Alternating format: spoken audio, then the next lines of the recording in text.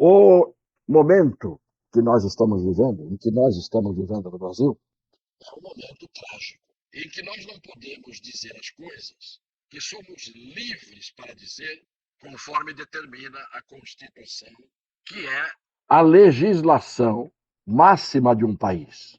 A Constituição contém as regras que têm que ser obedecidas por todos, desde o chefe supremo de cada poder até o mais insignificante dos seres que habitam uma nação do ponto de vista econômico, social, financeiro, os desassistidos, aqueles que não têm força para exercer a sua cidadania, todos estão ali, com suas obrigações e seus direitos absolutamente definidos. E não há toga, e não há poder, e não há cargo, não há absolutamente nenhuma instituição, nenhum membro de instituição que tenha o direito de não fazer valer os direitos, de não obedecer às leis, à Constituição, principalmente aqueles que têm o dever de aplicá-la, de obedecê-la e de fazer com que ela seja obedecida. Só que no Brasil de hoje,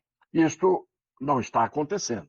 Então está todo mundo hoje com o pé atrás, com medo de dizer certas palavras, porque há palavras que não podem ser proferidas. Palavras que estão no dicionário, palavras que existem, dando nome e título às realidades, não se pode falar.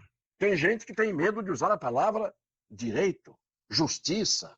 Tem gente que tem medo de dizer crime, embora muitos que os pratiquem não tenham medo de fazê-lo. Tem gente que tem medo de falar a palavra corrupção. Tem gente que tem medo de falar a palavra ditadura. Estão na língua portuguesa e definem situações. Você pode ter uma ditadura do seu chefe de repartição. E por que não pode ser dito isso? Com muito maior razão, nós podemos falar das ditaduras passadas, e a palavra é usada, e não podemos falar de ditaduras que se anunciam ou que estão presentes na nossa realidade do dia a dia. E o que é essa ditadura? A ditadura é o império da força. E a força não significa a força bélica apenas, a força das armas, a força militar. A força é toda a ação diante da qual as pessoas se sintam impotentes, praticada por quem exerce o poder.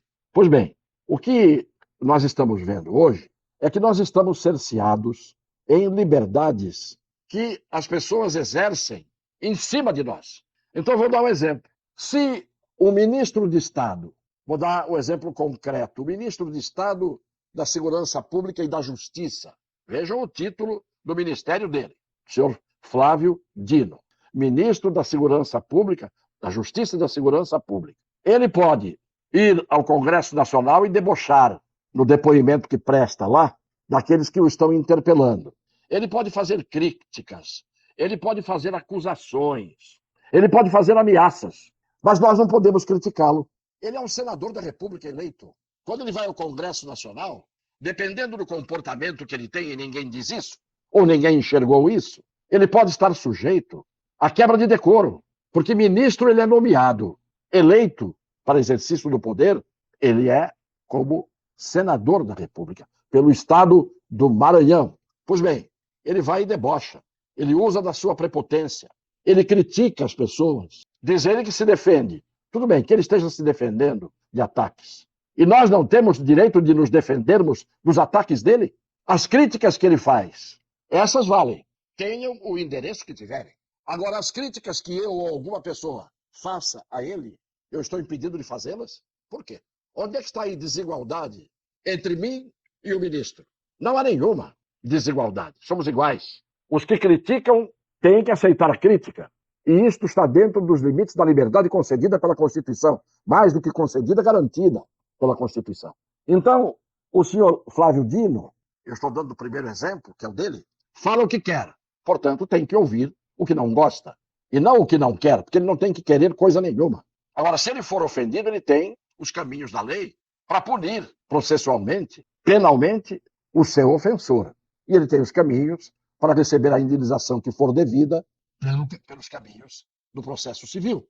O que ele não pode é olhar o Brasil de cima para baixo, com aquela arrogância que é fruto do seu tamanho Mas o tamanho não é documento, porque Rui Barbosa, que foi infinitamente maior do que ele, em todos os sentidos de atributo intelectual e moral, não fazia o que ele faz, não tinha a arrogância que ele tem. E esta arrogância ele faz porque tem proteção, porque hoje há um círculo de fogo em torno daqueles que querem ser respeitados à luz da Constituição. Tem muita gente com as costas quentes, tem muita coragem protegida, tem muita coragem que cresce, até mesmo em covardes, porque por trás há uma proteção, há um suporte, há uma sustentação, há quem lhes garanta os arroubos de virilidade. As redes sociais, que hoje todo mundo quer calar, todo mundo que eu digo, aqueles que não aceitam as críticas e não cumprem as regras da Constituição, são usadas por eles. As redes sociais, numa pesquisa feita em 2019, são usadas por mais de 50% dos juízes do Brasil. E eles falam o que querem. Mas eles não podem falar como juízes, exercendo, por meio de sua fala, atividade política partidária. E quem está dizendo isso não sou eu, Vicente Cassione. Quem está dizendo isso é a Constituição. Assim, as críticas deles têm que corresponder ao nosso direito de criticá-los, porque eles exercem cargo público e são funcionários públicos. Eu não posso criticar o ministro da Justiça se, por exemplo, ele diz uma coisa hoje que é desmentida por ele mesmo amanhã. Ele disse que não tinha visto o que estava acontecendo no Palácio do Planalto, porque ele não estava lá. Mais atrás, e há vídeo para quem quiser ver, os vídeos estão aí, mostrando ele no gabinete dele no Ministério da Justiça, olhando pela janela, vendo o que estava acontecendo e dizendo que ligou para o presidente da República, que estava na cidade do interior de São Paulo, e o presidente já sabia do fato. E hoje ele nega isso, o ministro. Eles não têm pudor diante do desmentido que fazem a eles mesmos. Do mesmo jeito, ministros do Supremo Tribunal Federal. O senhor Gilmar Mendes, que elogiava a Lava Jato e que dizia que a Lava Jato fazia um grande bem ao Brasil, que tinha virado um país, um governo de cleptomaníacos, com os rombos nas estatais, etc, etc, etc, hoje fulmina a Lava Jato. Ele hoje censura a Lava Jato. E não é novidade, porque o ministro Gilmar Mendes não sustenta o que diz tempos depois do que disse. Ele dá uma no cravo e uma na ferradura, dependendo do interesse que ele tenha naquele momento em que faz a crítica e do interesse que ele tenha naquele momento em que ele desfaz a crítica. Gilmar Mendes é um exemplo. O ministro Barroso, numa sessão do Supremo, só não disse de Gilmar Mendes que ele era um anjo. O resto ele disse tudo. Tá aí, já mostramos aqui o vídeo mais para trás e tá aí para quem quiser ver. O que ele disse do ministro Gilmar Mendes, o Barroso ali, o mesmo Barroso que em Nova York chamou o jornalista de mané, e esse mané é extensivo a todos nós. Eles podem chamar-nos de mané, eles podem dizer que nós somos os seus inimigos, como disse o Barroso, diante da dona Dávila, num outro encontro